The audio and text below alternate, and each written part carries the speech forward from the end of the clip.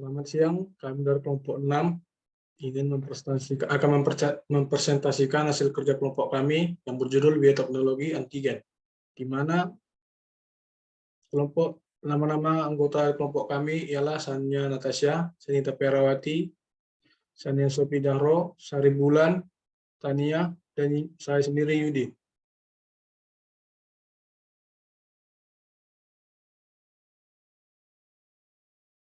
Pengertian antigen. Antigen merupakan substansi yang mempunyai kemampuan merangsang respon imun, atau di dalam kasus ini juga disebut sebagai imunogen. Termasuk di dalam respon imun ini yaitu pembentukan suatu antibodi yang spesifik. Dalam imunologi, antigen adalah zat apapun yang mampu menyebabkan sistem imun menghasilkan antibodi yang spesifik dan mampu berikatan dengan sejumlah komponen sistem imun. Antigen sebagai substansi asing, contohnya bakteri, virus, jamur, toksin, makanan, debu, dan lain-lain. Dapat masuk melalui peroral, inhalasi, injeksi, dan lain-lain. Fungsi antigen. Fungsi antigen ialah digunakan untuk setelah itu memaparkan suatu molekul yang dapat atau bisa dimanfaatkan di dalam memacu proses dari respon imun yang umumnya itu dikenal sebagai imunogen. Lalu digunakan sebagai cara untuk dapat memperlihatkan suatu molekul dapat atau bisa melakukan reaksi dengan antibodi ataupun juga sel T yang sudah atau telah melalui proses desensitasi. Epitop dikenal sebagai determinan. Determinan ini ialah suatu bagian dari antigen yang mempunyai atau memiliki fungsi untuk dapat mengenalkan di dalam proses pembentukan antibodi. Paratop yang merupakan suatu bagian dari antibodi yang dapat atau bisa membantu melakukan pengikatan terhadap karakteristik antigen. Karakteristik antigen ini diantaranya meliputi bentuk, homogeneitas, ukuran, lokasi determinasi, serta juga struktur tersier. Dapat dilihat dalam gambar ini. Selanjutnya akan dibacakan oleh Sania Natasha.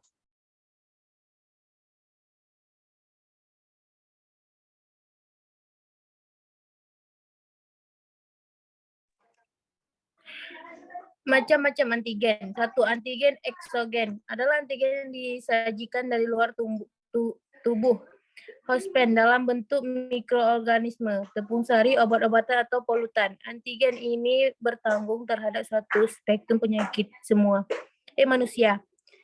Mulai dari penyakit infeksi sampai penyakit ditengahi imunologik seperti misalnya asma, bronkialen. 2. Antigen endogen adalah antigen yang terdapat dalam individu meliputi antigen xenogenik atau heterolog atau heterogeneik, antigen idioptipik atau autolog, dan antigen allogenek dan atau homolog. Antigen xenogenik atau heterolog adalah antigen yang terdapat dalam aneka macam spesies secara filogenik, tidak ada hubungannya penting pada kedokteran.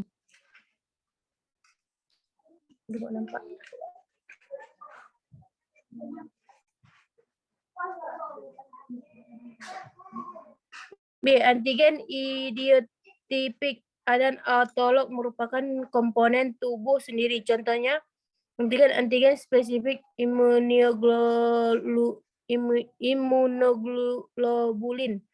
C. Antigen allogeneik atau homolog adalah antigen yang secara genetik diatur oleh determinan antigenik yang membedakan satu individu spesies tertentu dari individu lain pada spesies yang sama. Pada manusia, determinan antigen semacam ini terdapat pada sel-sel darah merah, sel-sel darah putih, trombosit, protein serum, dan permukaan sel-sel yang menyusun jaringan tertentu dari tubuh, termasuk antigen histokompatibilitas. Contoh antigen 1. Bakteri. Bakteri merupakan organisme yang paling banyak jumlahnya dan lebih tersebar luas dibandingkan makhluk hidup yang lain. Bakteri memiliki ratusan ribu spesies yang hidup di darat hingga lautan dan pada tempat-tempat ekstrim. 2. Virus. Virus adalah parasit berukuran mikroskopik yang menginfeksikan sel organisme biologis. Istilah virus biasanya menunjukkan pada partikel-partikel yang menginfeksi sel-sel eukariota. 3. Sel darah yang asing.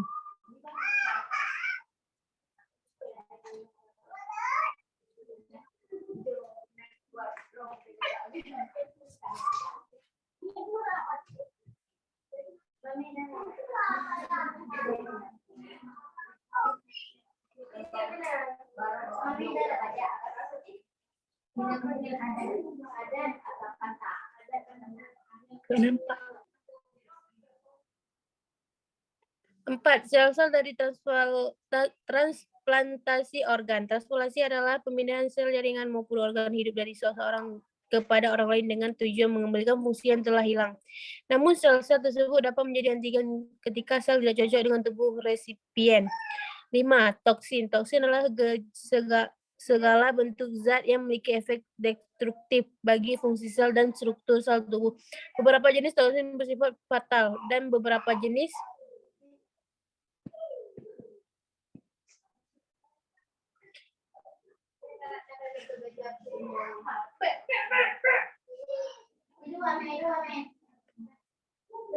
syarat antigen. Imunogen. 1. Keasingan. 2. Sifat fisik atau ukuran molekul. 3. Kompleksitas struktur. 4. Kemampuan masuknya. Kemampuan masuk antigen. Bagian antigen.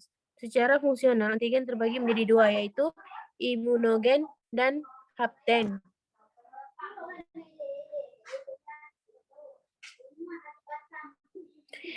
Klasifikasi antigen. 1. Berdasarkan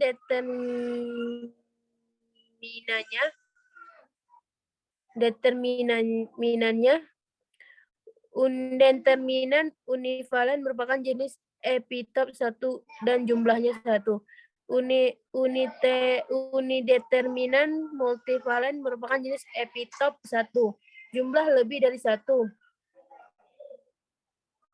Multideterminan univalen merupakan jenis epitop lebih dari 1.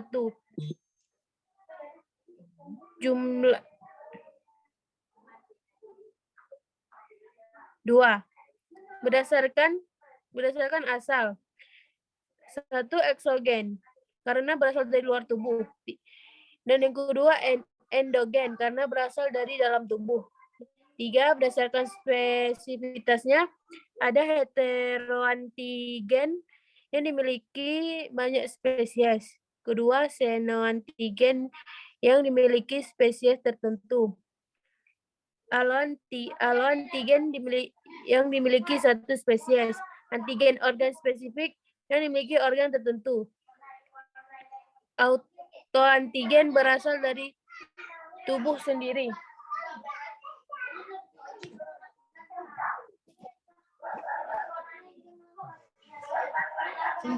Empat, berdasarkan pada ketergantungan pada sel T. Ketergantungan terhadap tentang antigen yang perlu dikenali terhadap sel T dan sel B untuk merangsang antibodi. 2.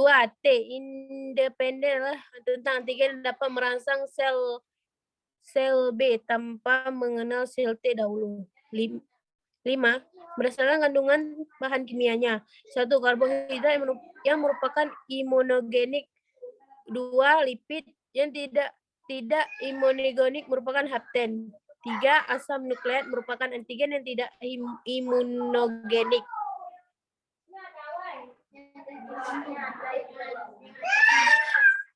Masuknya antigen ke dalam tubuh secara garis besar, interaksi antigen antibodi adalah seperti berikut. Antigen atau hapten masuk ke tubuh melalui makanan, minuman, udara, injeksi, atau kontak langsung. Antigen berikatan dengan antibodi, histamin, keluar dari sel, dan basofil. 4. Timbulnya manifestasi alergi.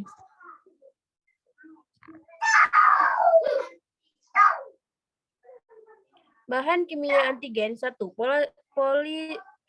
Polisakarida. Bersifat imunogenik. 2. Bagian permukaan sel mikroorganisme. 3. Respon imun.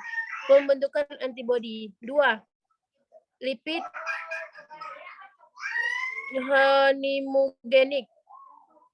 2. Hapten imunogenik bila berikatan dengan karir protein. 3. Asam nukleat. Yang pertama non-imunogenik. Yang kedua imunogenik bila berikatan dengan karir protein. 4. Protein. Yang pertama imunogenik.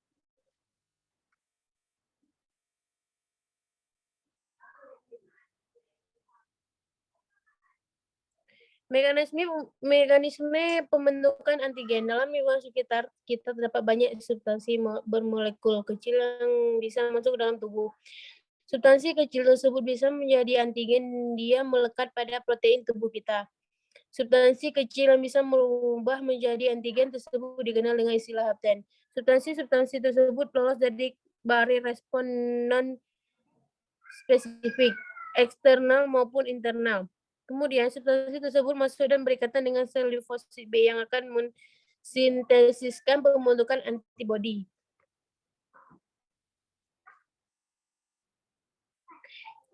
Jenis-jenis sampelnya. Menggunakan sampel darah. Yang kedua menggunakan sampel lendir, hidung dan tenggorokan.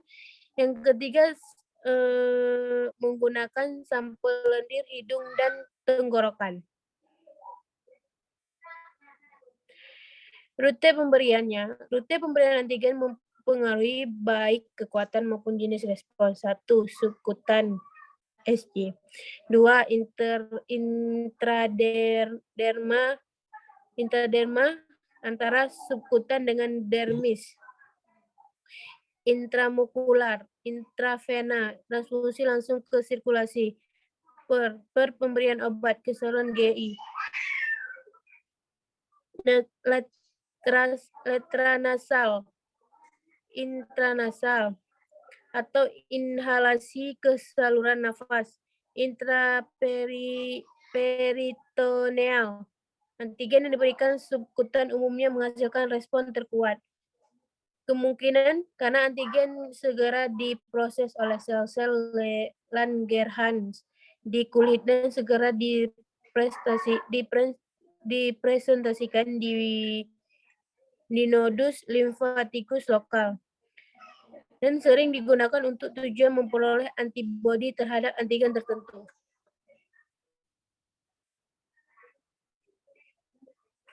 Baiklah,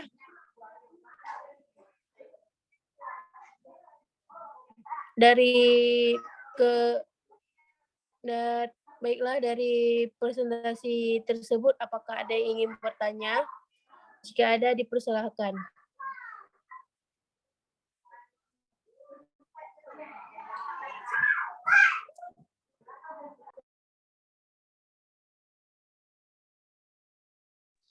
Saya Sari Bulan izin bertanya. Bagaimana mekanisme pembentukan antigen? Terima kasih.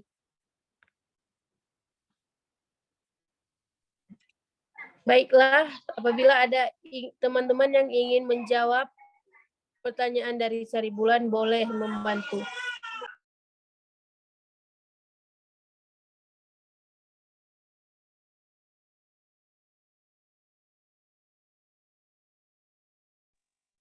Saya Sania Sofi Zahro ingin menjawab pertanyaan dari Sari Bulan. Soalnya bagaimana mekanisme pembentukan antigen? Dalam lingkungan sekitar kita terdapat banyak substansi bermolekul kecil yang bisa masuk ke dalam tubuh. Substansi kecil tersebut bisa menjadi antigen bila dia melekat pada protein tubuh kita. Substansi kecil yang bisa berubah menjadi antigen tersebut dikenal dengan istilah hapten. substansi tersebut lolos dari barier respon non-spesifik atau eksternal maupun internal. Kemudian substansi tersebut masuk dan berikatan dengan sel limfosit B yang akan mensintesis pembentukan antibodi. Apakah bisa diterima, Sari Bulan? Bisa, terima kasih Sania.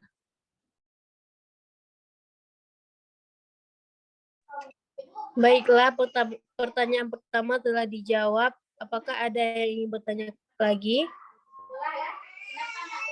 Saya Sania Sofi Zahra Audina. ingin menjawab.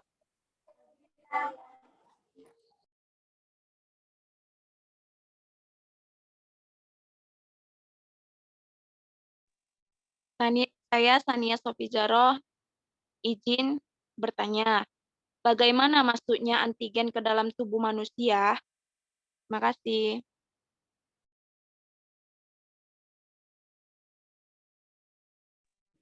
Baik, apa ada yang ingin membantu lagi untuk menjawab pertanyaan dari Sania Safi Zahro?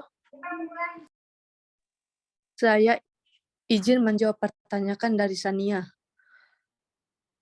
Tadi pertanyaannya kan bagaimana masuknya antigen ke dalam tubuh manusia. Jawabannya secara garis besar, interaksi antigen antibodi adalah seperti berikut. 1. Antigen atau hapten masuk ke dalam tubuh melalui makanan atau minuman, udara, injeksi, atau kontak langsung terhadap pasien. Antigen berikatan dengan antibodi, histamin keluar dari sel mas atau basofil, timbulnya menstasi alergi.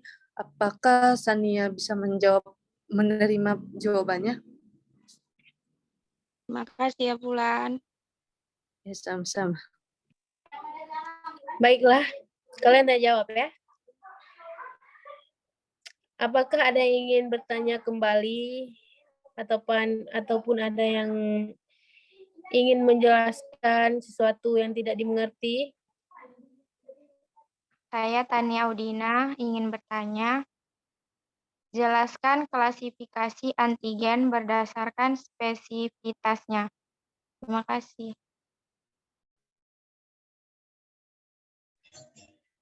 Baiklah, saya Sanita akan menjawab pertanyaan dari Tania Audina. Pertanyaannya, jelaskan klasifikasi antigen berdasarkan spesifitasnya. Jawabannya itu ada heteroantigen dimiliki banyak spesies. Kedua, xenoantigen yang dimiliki spesies tertentu. Ketiga, alloantigen yang dimiliki satu spesies. Keempat, antigen organ spesifik dimiliki organ tertentu. Kelima, auto atau antigen berasal dari tubuhnya sendiri.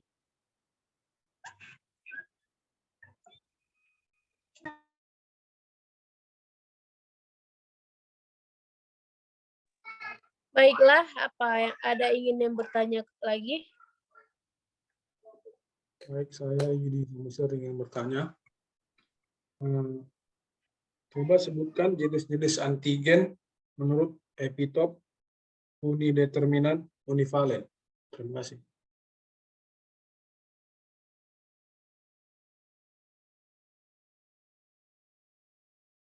Baiklah, siapa yang ingin menjawab?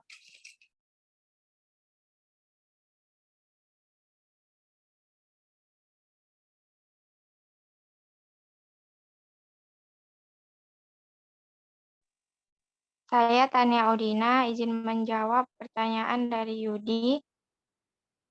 Pembagian antigen menurut epitop unideterminan univalen yaitu hanya satu jenis determinan atau epitop pada satu molekul. Unideterminan multivalen hanya satu jenis determinan, tetapi dua atau lebih determinan tersebut pada satu molekul. Multideterminan univalen banyak epitop yang bermacam-macam, tetapi hanya satu dari setiap macamnya, kebanyakan protein. 3. Multideterminan multivalen. Banyak macam-macam determinan dan banyak dari setiap macam pada satu molekul. Yang kedua itu pembagian antigen menurut spesifitasnya. Ada heteroantigen, senoantigen, haloantinogen, antigen organ spesifik, dan autoantigen. Apa bisa diterima, Yudi? Baik, terima kasih kawan Tania.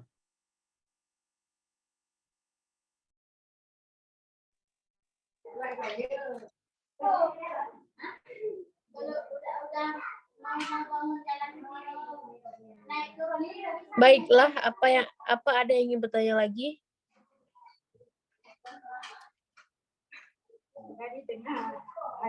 Tidak ada. No.